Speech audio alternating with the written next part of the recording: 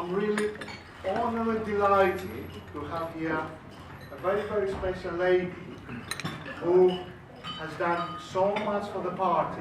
That is really incredible. And I'm sure there are many of you, which one day we're going to find out. But I just want to introduce you Mark Burke here, who is the regional organizer for the Eastern region. So he's going to tell us a few things about Margaret, and then we'll proceed with a little presentation. Okay, thanks, Stuart. Yeah, very, very quickly. She's joined the party in 1994, so just missed the 25th years. She's been, I think, probably in the whole country the longest secretary of any branch, so probably 23, 24 years. But she's also held roles for membership and also very briefly as chair as well. So it's a big thanks to Margaret King for all the hard work over the years of deepening canvassing, standing as candidate, doing us just about everything, and we're just relative newbies by the sense of what she's been doing.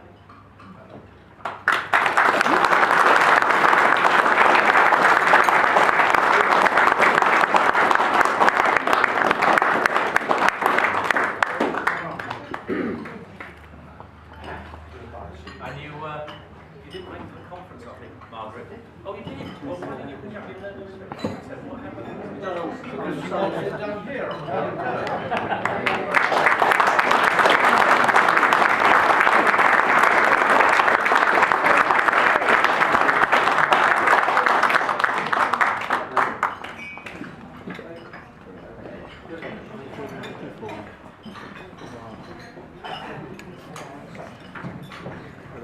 And of course, guys, thanks to you all, and I'm sure your side will count. But now, we'll have a few words from Stuart Agnew, who was here recently for the Remembrance Day, but he's back in good form, and I'm sure he's going to crack one of his brilliant.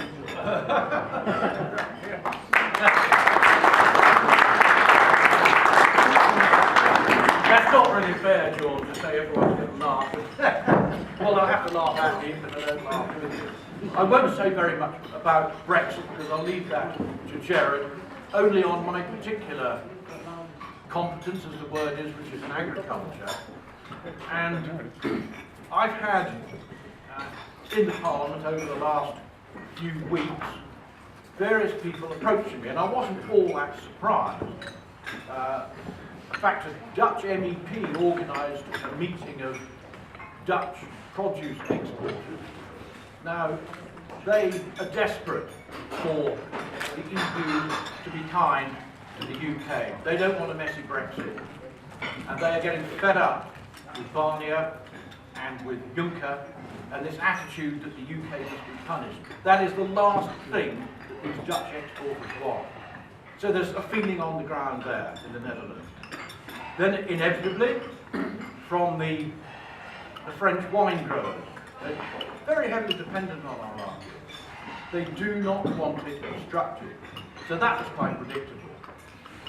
And then, of course, Spanish fruit growers, and an enormous quantity of fruit comes from Spain here every single day.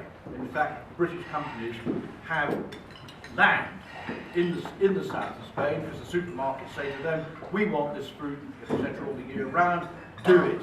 And so the British companies, one of which is not far from here, one a little bit over up in Ely, they go and buy the land in Spain, or they lease it, and they run a business there, and a lot of people employed. They really don't want this interrupted. They want a nice free trade deal, which is what we have always said, an amicable divorce with a free trade deal. But the icing on the cake was yesterday, when a very attractive Portuguese woman sidled up to me, and there are some benefits to this job. And she was saying that even Portugal, they're worried about the EU's attitude to Brexit. So there is, I feel, some hope there, because these are what we call real people. They're not these elite politicians who just keep thinking about this wretched project. These are the people who are going to be affected by a messy Brexit. And they, of course, have votes. And my feeling is, if there is a real shambles at Brexit time, it's only a month after that they vote in the European Parliament elections. And they will vote against the the candidates represent the parties that they feel are making their lives difficult because they want to score, their masters want to score political points over Britain. And that feeling is quite strong. It's only lamb here where we have to export to the EU. We are dependent, otherwise but they have 3 or 4 different commodities, and so we will win that battle, I hope. People keep asking, oh, what's your prediction? And Gerard may have one. This is what I think will happen. I think the Conservatives won't rally around Theresa May enough, quite, for the initial vote.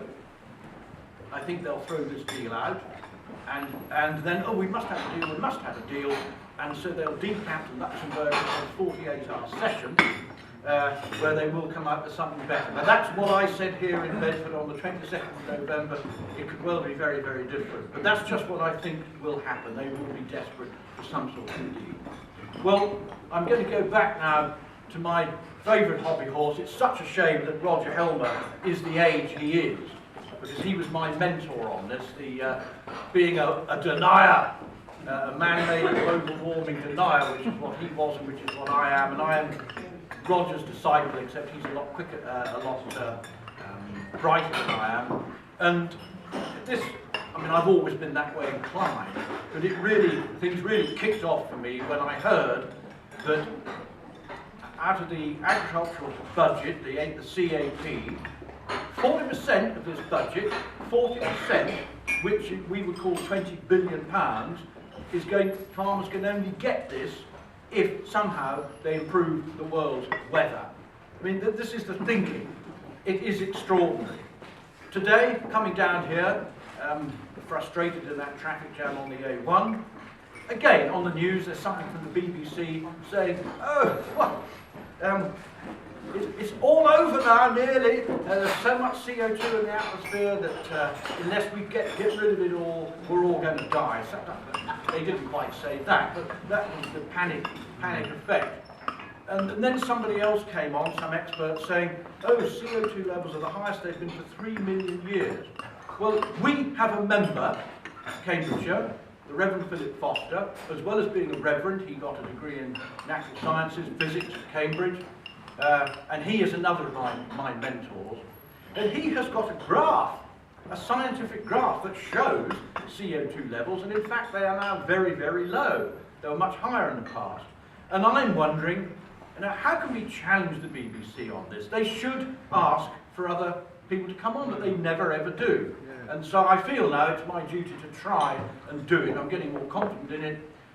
I'm getting a bit of reputation for this now, because every time there's a group of visitors to Parliament, I talk a bit about the EU, and then I talk about this. I mean, you really stir them up. There's nothing more fun than talking to a hostile audience when you are really confident. You have to have belief, and I do.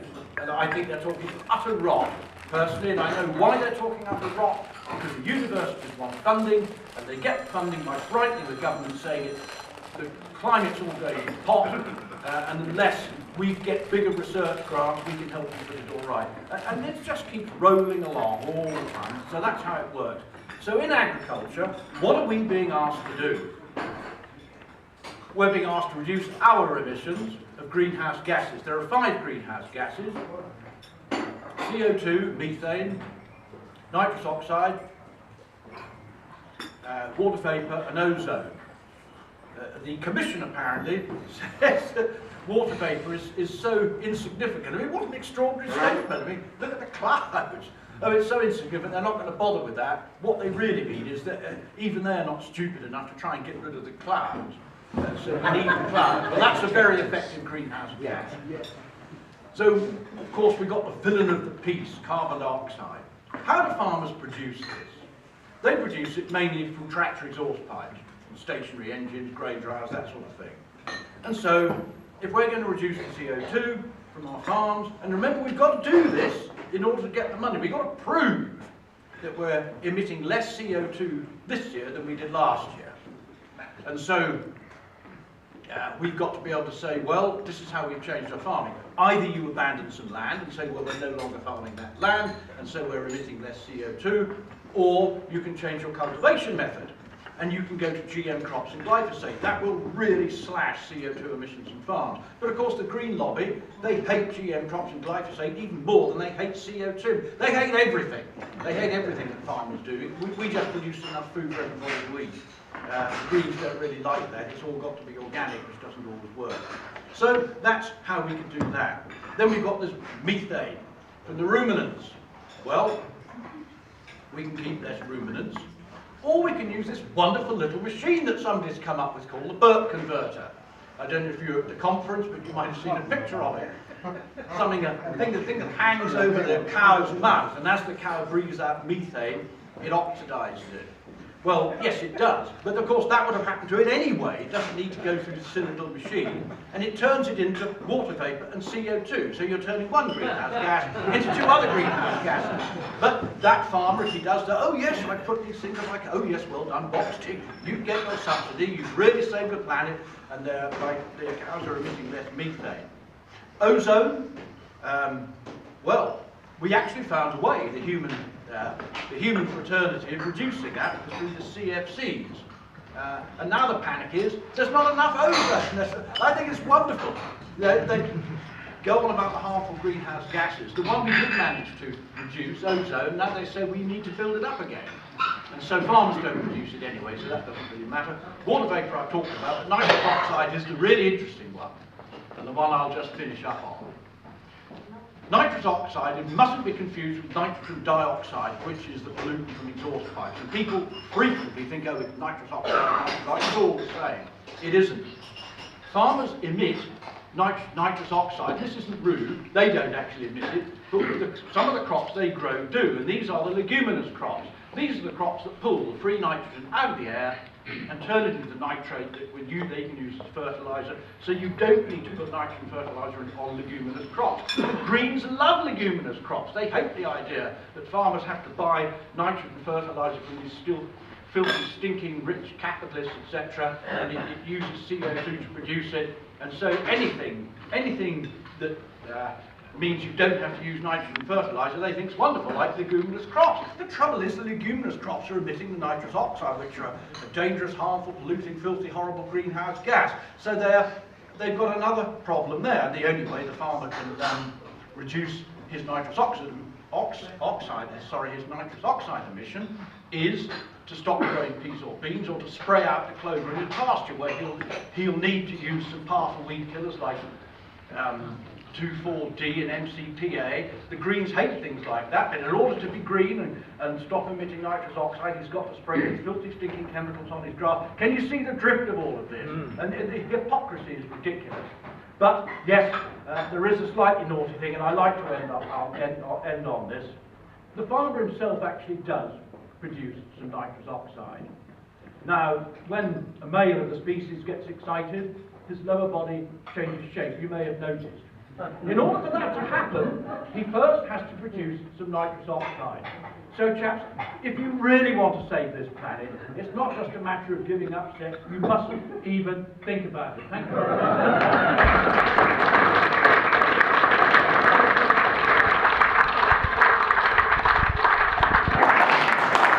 Well, good evening, everybody.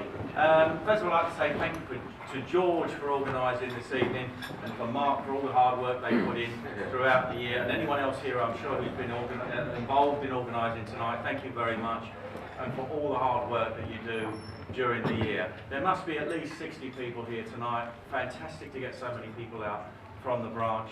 And this is where UKIP is going now. We are reviving. I feel like almost a commuter this week, because this is my second trip to Bedford. Who was at the meeting on Monday night?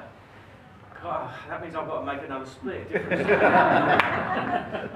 I'll have a go. What can I know? What's changed since Monday? Well, first of all, let me say a bit about UKIP, because you've heard it before, I'll say it again. We are doing extremely well now. The party is reviving. For the first few weeks when I took over, I wasn't sure whether we could save it. It was really down to money. Could we get enough money in to stop going broke? And we did that fairly quickly.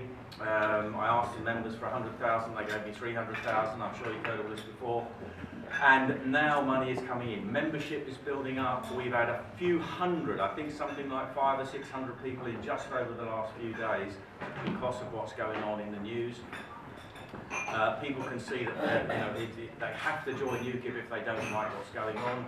I've been putting stuff out on Twitter. We've had stuff going out on the media, been various media appearances, and that membership is rising up. The membership rises up, then the money rises up. The party is in the black, but only for its own administration. We've got plenty of money now to run the party up, even able to employ some people. I was working on a shoestring to start with. I've now got a press officer, personal assistant. We've got a chairman, a new chairman, and a new treasurer. And what I need next, fairly desperately, we need to raise the money for a national elections organiser. Because the most important thing that we have to do is think about the elections. I know you've got one possibly, most likely coming up here in Peterborough in the near future. There's also a possible by-election in Wales and maybe one in Thanet, depending upon the outcome of a court case there. So we could find ourselves with 3 by-elections in the near future, and we need to spend a good few £1,000s in each one.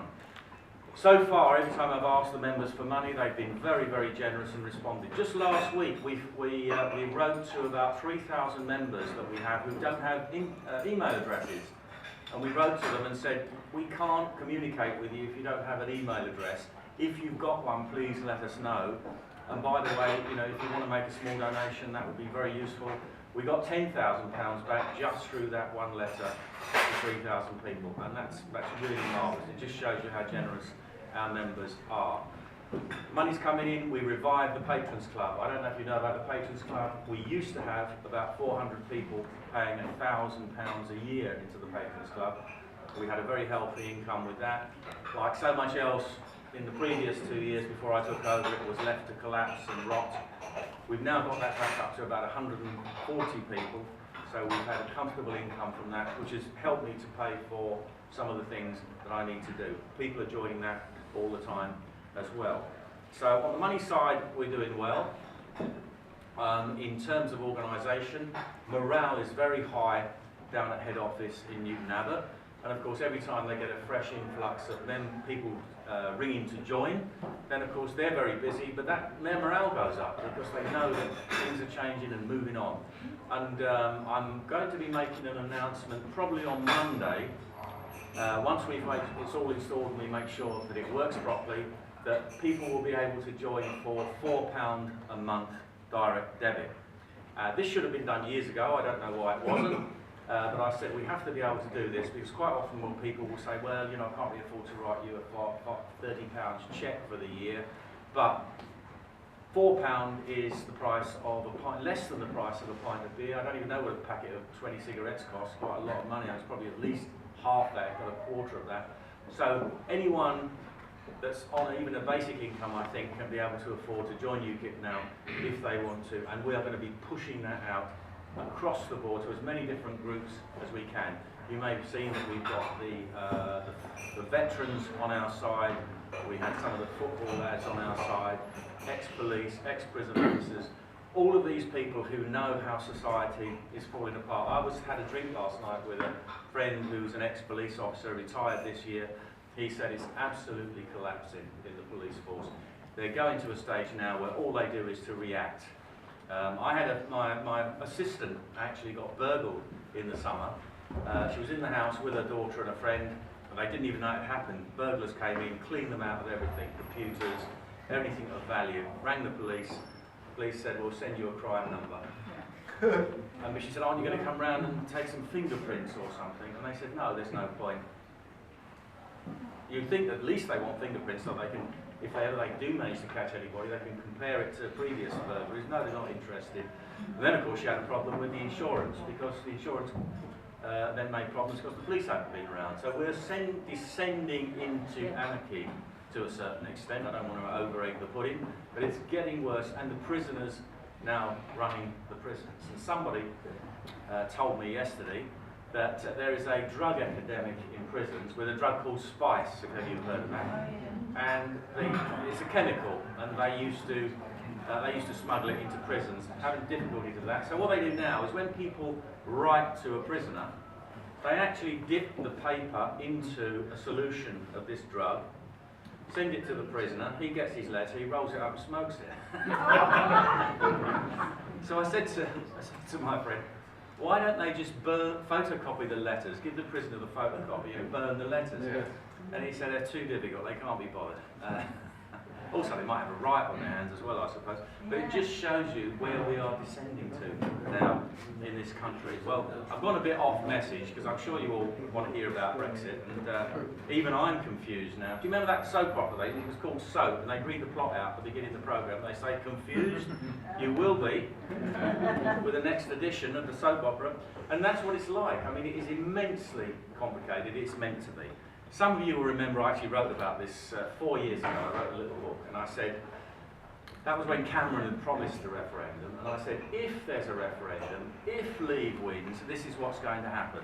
The political and media establishment will fight a ditch-by-ditch battle to delay the whole thing, to impede it, in the hope of overturning the result of the referendum. And if they can't do that, what they'll do is come up with a not really leaving the EU withdrawal agreement.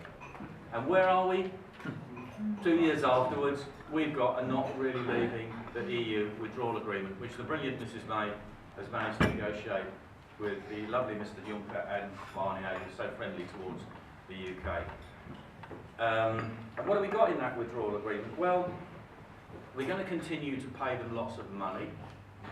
We're going to continue to obey lots of their laws. We're going to continue to be under the jurisdiction of the Court of Justice of the European Union. We're going to continue to have open borders. And there's going to be a transition period. Now, of course, Mrs May was on the telly today telling you quite the opposite of what I just told you. That we'll be controlling our immigration. We won't be under their jurisdiction anymore.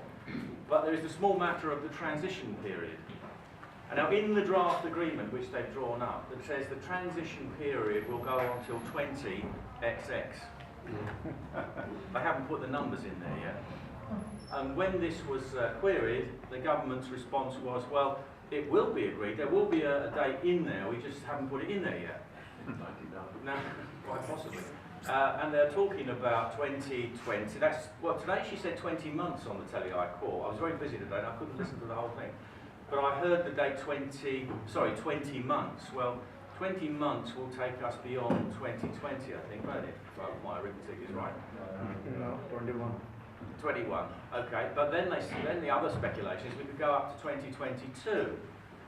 Well, one of the things I wrote in my little book was, when they had delayed this whole thing with the not really leaving agreement, I thought that they would extend Article 50, which could also be extended by mutual agreement.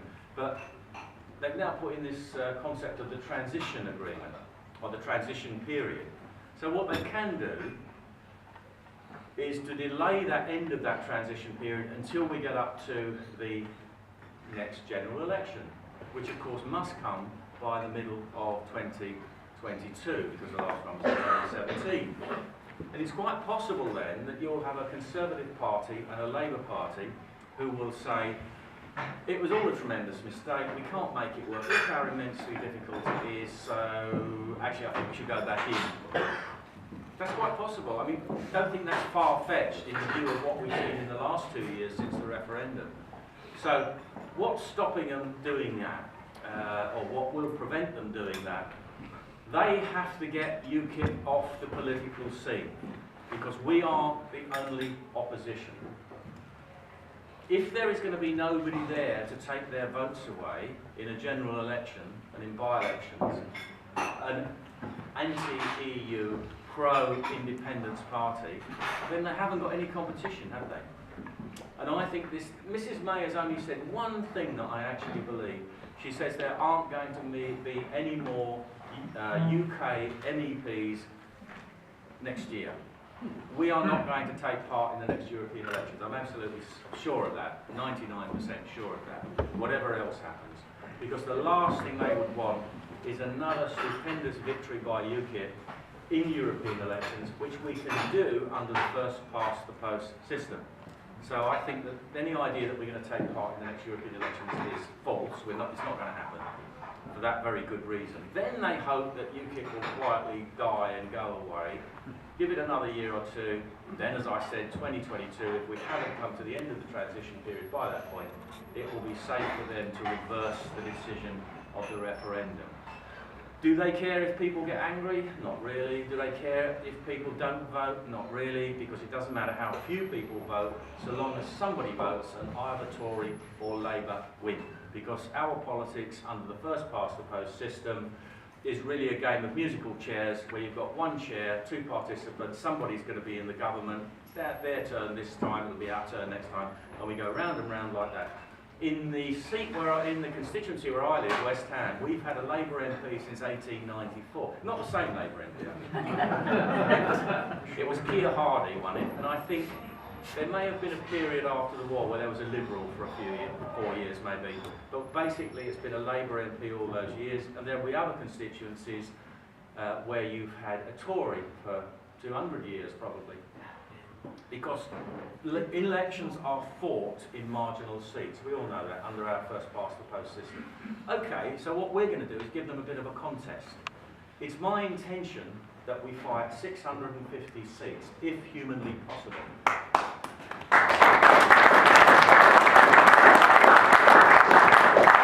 You know that I put the party on red alert a few months ago, and we've been raising candidates. I said to you that we've got enough money to run the party. We haven't got enough money to run an election. It will take a minimum of about £1.3 million to run an election. But I wouldn't be too scared of that because we've done it in the past and we'll do it again. First is you find the people, you find the candidates, and then the candidates attract the money. Now, this is what we intend to do. We will fight as many seats as possible. I hope the full 650, but then we're going to target marginal seats. And we're going to start with Remain MPs in Leave seats where they're on a narrow majority. Now, we spoke earlier on about the Peterborough seat, and I know that John there is at the moment the prospective candidate. We have to go through a procedure for selecting the candidate, as you well know under our rules. But I think you said there's a majority of about 600 votes? Yes.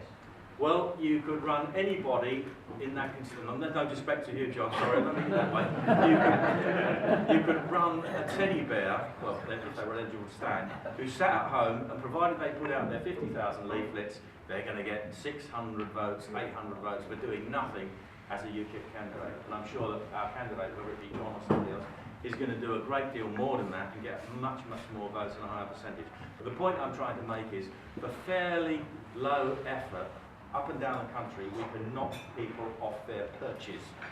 We can, especially these Remainers in Leave seats and other people on very low majorities in marginal seats. The whole political class has betrayed our country, with very, very few exceptions. So does it matter if we get rid of a Tory and we get a Labour MP? Does it matter if we get rid of a Labour MP and get a Tory MP? No, it doesn't. What matters is that we frighten the political class and they know that we're still on the ground, we're still on the battlefield, we're still at war with them, and we're going to come and lose them their seats. Now, one day perhaps we'll actually get a fair voting system, some form of PR, but who knows? The people of this country now, I think, will be so angry if Brexit is betrayed that we can actually start to win under the first past the post system. And this is our challenge, and this is what we have to try and do. And that's my role, is to actually try and make that possible as we go forward. Back at in February, March, I didn't know if we could save the party. It was saved by the generosity of the members. More and more people are coming in now. We're attracting more support, and I feel much more confident about where we're going to go. And being a leader, I have to make difficult decisions. Unfortunately, it goes with the job. And sometimes you can go along and then you reach a point where you say, we must now do something bold in order to attract more members, more money. And I've made an announcement today, which you may have seen, because I think that we're at that point now where we have to say, we've now put on quite a few members in the last few days, in actual fact. We're now up to about 24,000 members. I don't see any reason why we can't be a 100,000 member strong mass movement. And don't forget that is only a small fraction of 1% of a population of 66 million. If we represent something that British people really want, can't we get 100,000 members? Mrs May's Tory party has probably got about 70,000, and some of them are probably already dead but are still on the books. Or left, but they still count them now. Jeremy Corbyn, I think, has got about 500,000, but to be fair, you know, your cat can join for £3 a month. There's probably quite a few people's cats and dogs that did join in order to elect Mr Corbyn. And of course they have the benefit of 50 years of left-wing, politically correct Marxist indoctrination in schools, colleges and universities. So they have a bit of an unfair advantage, which we have to fight against. But I believe we can be 100,000 strong. I'm not saying I'm going to do that over the next few months, but I want to build our potential so we arrive at that in the not too distant future, so that we can then give the political class a real run for their money. They thought UKIP was dead. It isn't. It's alive and kicking, and it's getting stronger. And what I'm going to do is put in place structures. First of all, I said I'll sort the governance of the party out and the finances. We've done that.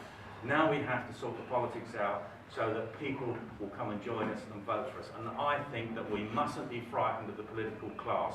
They will call us names, all kinds of nasty names, because that's the way it operates now. You try to frighten people off the pitch. And I know that some of our people, our members, are losing their... somebody told me earlier on about somebody who lost the contract because the people who were going to sign the contract with him found out they were UKIP. I know that people come under pressure in their jobs. I know that all kinds of low-level intimidation goes on. Our party must be the party of free thinkers, free speech, who stand up for this country, its laws, its traditions, its legal system, its political system, who actually believe in their own country. Because the one thing the Mays and the Corbyns and our political class don't do is actually believe in this country. If they did, if we had a patriotic Prime Minister and a patriotic Parliament, I tell you what we would have done after the referendum. The Prime Minister would have said to Parliament, we're going to repeal the 1972 European Communities Act as a first step, not a final step. Then we say to the EU, we've left under our law and our constitution. We're no longer members. But don't panic.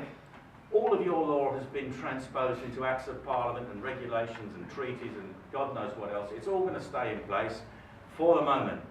And we are now going to then start repealing and amending it in accordance with our priorities and our timescales. First of all, you can have tariff-free trade, or you can have WTO terms. Which do you prefer? It's going to be their decision anyway. They're the ones that are going to make that choice. We'll give you a week to think about it. We'll come back. You tell us what we want. Citizens' rights. Okay, all of your citizens here can have the same rights they've got now, provided our citizens have whatever they can have on the continent, which is a lot less, as you well know. But that will be decided, should have been decided on a date soon after the referendum. So there's a cut-off date. You can have that. Of course they're going to take it. Why wouldn't they? And then you say, by the way, we're not giving you any more money because you've had enough. You've had billions out of this country. We've been the second or third biggest contributor to the budget all of the time that we've been in the EU. Do you know there was only 1 year when we got back more than we put in? Can anybody tell me what it was? 1975? Yeah, you got it. The 1 year when we had the previous referendum. I don't know whether it was a coincidence or not, but we actually got money back. We are actually in surplus. 1 year in 45. So when we've sold them that, there's no more money. Now we actually want to have trade, friendship and cooperation. And we will work our way through the legislation in terms of our requirements so that we will, as I say, repeal and amend that. But you would need a Prime Minister and a Parliament with some of the fighting spirit that we used to have in this country. We need somebody with the, you know, the kind of spirit of Sir Francis Drake, instead of what we've got somebody with the spirit of Charlie Drake.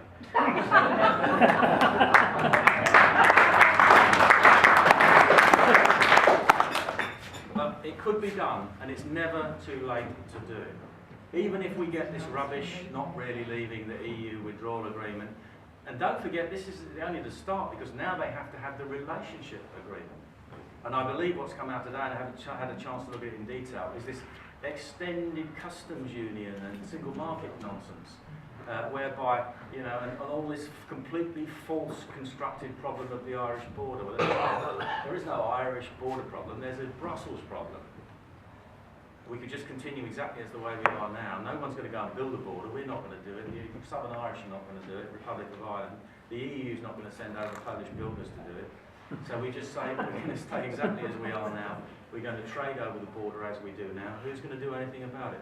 Instead, what we've had is the public subjected to these completely false arguments over the last 2 years in order to try and bludgeon them into acceptance of whatever comes out of Brussels. And at the end of that, as I say, we've got to have this relationship agreement. So it's all far from done yet. When we get a patriotic government and Prime Minister, it can still be done. And it doesn't even matter if they drag us back into the EU. If there's a government one day that wants to get out, then they can do it. You cannot subjugate a people who want to be free. And as long as the British people want to be free, then they will eventually elect leaders who actually win that freedom back for them. And this is our mission, to keep us on the pitch, to keep us on the fight. What we've done has been historic. And that's been the achievement of thousands and thousands of people. Some of them still with us, some of them dead.